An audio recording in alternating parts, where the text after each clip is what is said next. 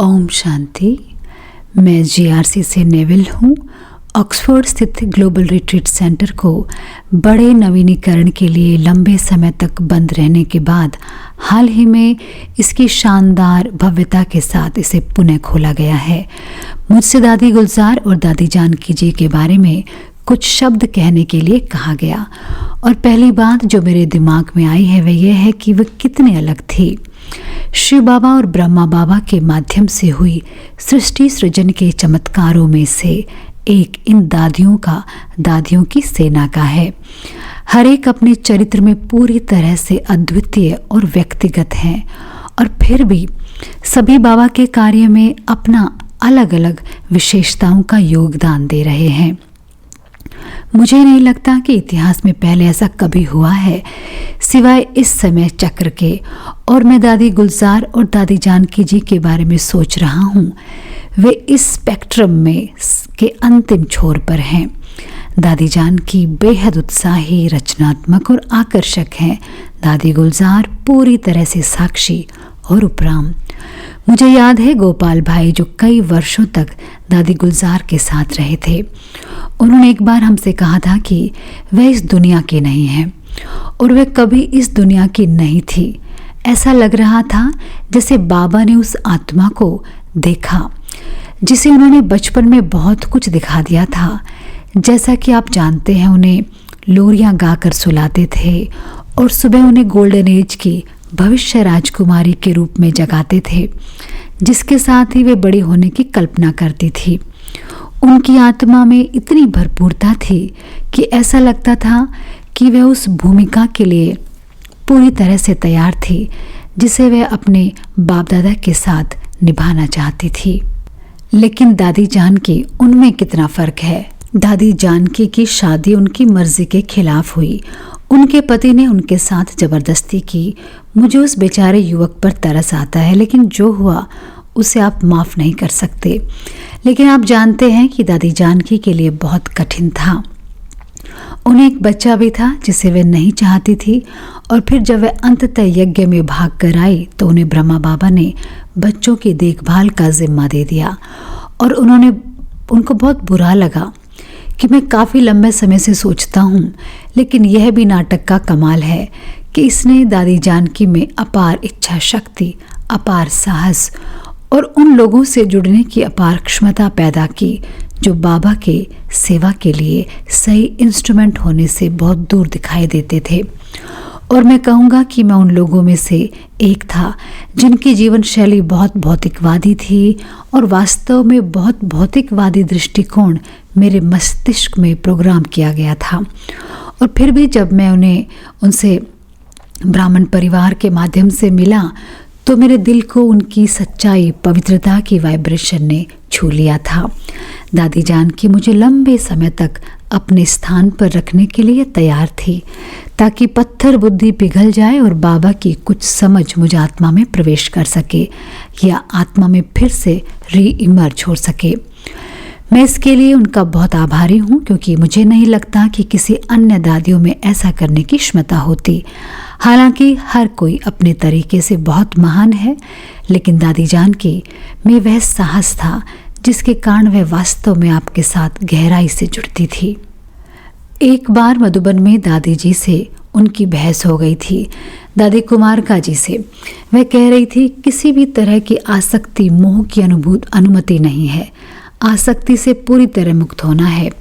दादी जानकी कह रही थी मुझे लगता है कभी कभी लगाव बाबा की सेवा में उपयोगी हो सकता है और कुछ हद तक उस माँ की तरह दोहराई जा रही थी जो अपने बच्चे से जब तक जुड़ी रहती है जब तक कि बच्चा अपने पैरों पर खड़ा होने के लिए काफ़ी मजबूत नहीं हो जाता। दादी जानकी हमारे लिए ऐसा करती थी। यदि हमें उन्हें अनुमति देने के लिए तैयार होते थे तो वे हमें अपने पंजे में जकड़ लेती थी ताकि हमें वास्तव में मौका मिल सके बाबा और उनकी समझ और उनके प्रेम को हम पर काम करने की अनुमति मिल सके। जब तक कि हम स्वच्छ नहीं हो जाते और वास्तव में ज्ञान को समझने में सक्षम नहीं हो जाते। और यह मेरा अनुभव था। एक अवसर था जब मैं मधुबन में था और मेरा आत्म सम्मान किसी कारण से कम हो गया था। मुझे लग रहा था कि मैं दादी जो कुछ मुझसे पूछ रहे हैं मैं उस पर खरा नहीं उतर सकता, और इसलिए मैंने सोचा कि ठीक है, मुझे इन बातों से आज़ाद होने दो, फिर इतना दुख नहीं होगा। और मैं एक समारोह में था जहाँ दादी ने हमसे पूछा। एक छोटी सी सभा कुछ लोगों की थी।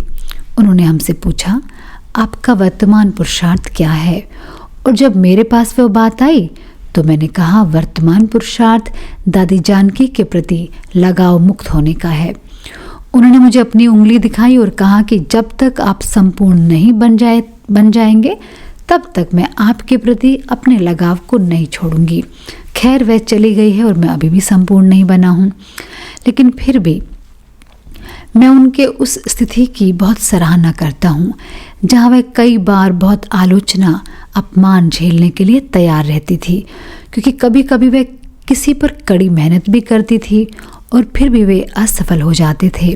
उन्हें लगता था कि बहुत ज़्यादा मेहनत है और वे दूर चले जाते थे। ठीक है, हर किसी का अपना पार्ट है, लेकिन जब ऐसा होता तो दादी जानकी को दुख होता, और मुझे ऐसा लगता है कि यह एक तरह से उनकी महानता का पाठ था। क्या आपको नहीं लगता कि महानता साकार बाबा में भी मौजूद थी? मुझे ऐसा लगता है ये अव्यक्त बाबा में नहीं है, क्योंकि वे ठीक ऊपर हैं और हम सभी के सामने आकर आशीर्वाद के तरीके से बोलते हैं, वरदान देते हैं। लेकिन बाबा, साकार बाबा समय समय पर स्वीकार करते हैं कि वे गलती करते हैं। वे कहते हैं कि वे शुद्र हैं, उन्हें अपने अंदर सत्य को पुनः स्थापित करने के लिए शिव बाबा की आवश्यकता है, और इस बीच वह भी स्थापना के कार्य में लगे रहते, जिसके लिए उन्हें न केवल बाहरी लोगों से बल्कि समय समय पर अंदर से भी इतनी आलोचना झेलनी पड़ती। वास्तव में ऐसा करने के लिए उनमें इतना साहस था। रावण के राज्य में उन सभी शताब्दियों के परिणामों को बदलने के लिए वास्तव में उस कार्य को करने का इतना साहस चाहिए था। दादी गुलजार, वे कितनी अद्भुत थी। दिल्ली में बैठी हुई ऐसा लग रहा था कि वे कुछ भी नहीं कर रही हैं, फिर भी उनके चारों ओर सब कुछ हो रहा है। इसलिए 1950 के दशक के प्रारंभ में वहाँ केवल एक सेंटर था। मुझे लगता है कि कुछ दशकों में उस क्षेत्र में सैकड़ों सेंटर खुल गए, लेकिन दादी जानकी जो विदेश में लगभग कुछ भी नहीं लेकर आई, और फिर कुछ दशकों के बाद उनके योग बल के प्रयास के कारण 140 देशों में बाबा के सेंटर चल रहे हैं, और हजारों नहीं बल्कि लाखों बच्चे, स्टूडेंट्स अब अलग अलग स्तरों पर राज्यों की सच्चाई से जुड़ रहे हैं।